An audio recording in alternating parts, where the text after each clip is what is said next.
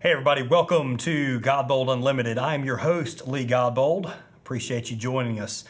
Throughout this episode, we're going to cover things that I've learned in the past that hopefully, mistakes I've made and things that we've done right, hopefully will benefit you as you try and start and grow your business. Also, the things we'll cover is related to challenges in our businesses. And the reason we want to cover those is there's a great chance that something we're going through now you're going to be going through, or you're going to be going through soon. So for those of you that don't know who I am, this being episode number 5, I'm sure there's still very many people that are in that position. Again, I'm Lee Godbold. I'm the owner of 3 little businesses based out of North Carolina. The first one was Junk Doctors, Junk Removal and Hauling. The second is Junk Removal Authority. And the third one is Specialty Truck Bodies. All of them relate to the junk removal industry. One of them hauls junk, one of them consults and helps people build junk removal businesses and offers marketing services, and the other one builds junk removal trucks for them to carry out their services. I enjoy flying. I'm a pilot. It's been a hobby of mine since I was a kid. My dad was a pilot. I learned from him, and it's something that I thoroughly enjoy doing. I'm married, got an Australian Shepherd, and just really striving to improve all the time and just kind of enjoying the process along the way. This coming Friday, we'll be heading out, my wife and I, to go to St. Thomas on a week-long vacation. And the reason I want to talk about that is because there's rarely another opportunity out there to test how effective and how good your business is than you going on a vacation. If leading up to that vacation, if you've got a million things you got to get done, and if you're worried about how it's going to go while you're gone, then what that means is you don't have the people and the systems in place for your business to run smoothly. Been in business for 10 years now. For probably the first 4 or 5 years, let's say 5 years, that was me. I remember got married in July of 2015, and it was July 11th, 2015. On July 12th, we were going to take a Cessna 170. It's a 1946 year model airplane, pretty slow, 4-seater. We were going to fly it down to the Key West, and we were going to stay in Key West for, I think it was 5 days, and we were going to go over to the Bahamas for an additional 5 days. The day after the wedding, instead of being able to leave first thing in the morning, and keep in mind this is a pretty slow plane, so to get to Key West would be probably about...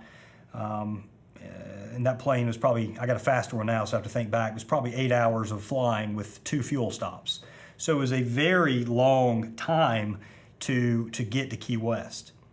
And instead of being able to leave first thing in the morning, I had a lot of work-related stuff to do. So I went into the office. I had to get payroll done. I had some truck maintenance that had to get completed, so the trucks are ready for that upcoming week. We had some supplies that were still a bit short. I needed to make sure we're there for that upcoming week, and I needed to make sure that the employee schedule was done and done correctly.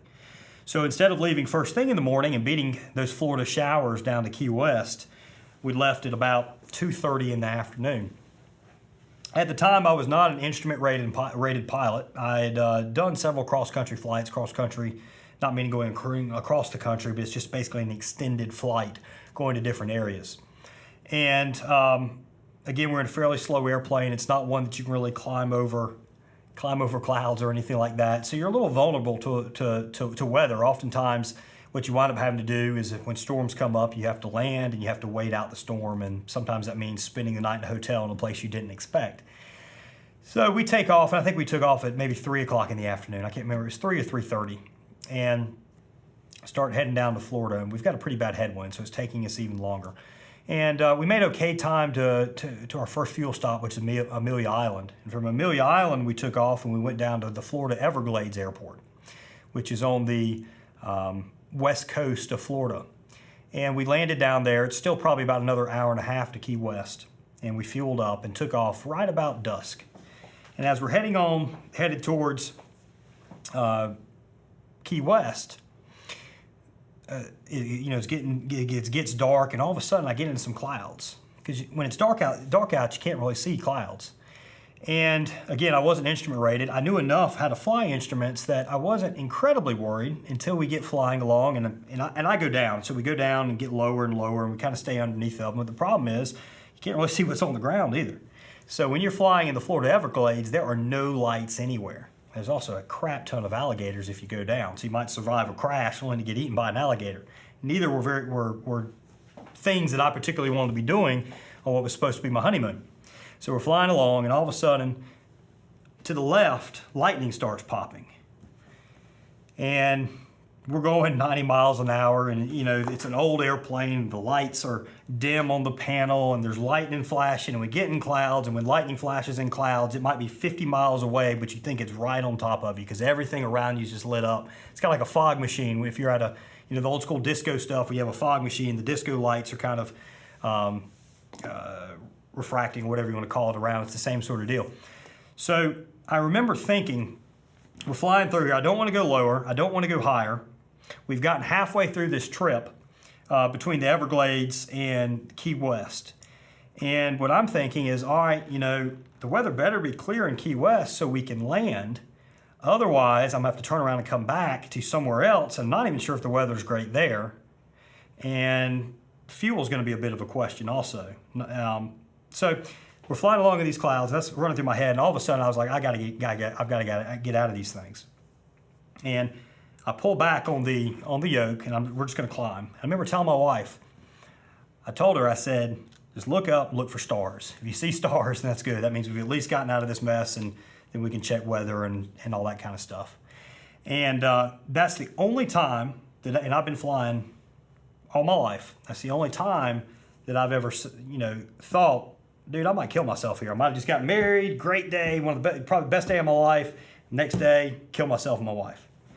So what happens is we get above those clouds and we see the stars and everything, and there's the best looking stars you've ever laid eyes on before, I promise you that. And by that time I get high enough where I'm able to check the weather, and I find out that the weather is great at, we're going to Marathon, not Key West.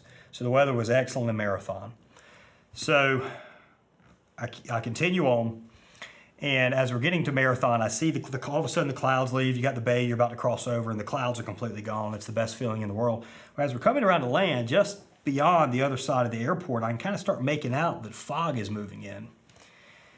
Touchdown, land, no problem. And then 5 minutes after we're done, the fog has just engulfed this airport. So we're within 5 minutes of us being in a situation where I'm going to have to either go to Key West and hope that the fog isn't bad there, or have come all the way back farther north to airports where there was that storm and there were clouds and all that sort of stuff. And I'm a non-instrument rated pilot. The plane isn't even equipped to do instrument approaches. And even if it was, at that time I didn't know what I was doing. I'd boxed myself into a bad situation. What had really happened though is the business, one, on the flying end of things, I should have landed and never taken back off from the Everglades airport. If I was in that plane now in that same situation, we'd have stayed, and that would have never occurred. But on the non-flying end of things, what started all of this is I had a business that relied on me. The stuff had to get done, and what happened is, in this case, it not almost cost me my life. It wasn't. I mean, it could have. Literally, we could have died because of that. Now, that's a very exaggerated situation, but your business controlling you can certainly change your life. It can change it for the worse. So what you have to do is you got to find great people. You got to give them the ability to sink or swim. You got to give them enough leash to get out there and be successful or not. You have to show them how to be successful, and then you have to allow them to do their job. Get the systems and processes in place, and get a business where when you have a vacation coming up like I do right now, going to St. Thomas, I got a few projects I'm wrapping up. Nothing's super critical or whatever. Me not getting one of these things done is not going to cause the business to fail or struggle while the week I'm gone. When I leave for this week, the business is going to be perfectly fine. I'm perfectly confident in that. It's still going to come back and still going to be running smoothly. You got to get your business to that point. You got to get your business to the point where you can leave for 2 months, you come back, and you've got a business that's still running great. Appreciate everybody watching. If you can carry out the lessons that are in here, if you can make your business become that, what you're going to find is you're going to enjoy your life a lot more. You're going to have less stress. You're going to make more money, and you're going to just enjoy life much better. Appreciate everybody watching. We'll catch you next time.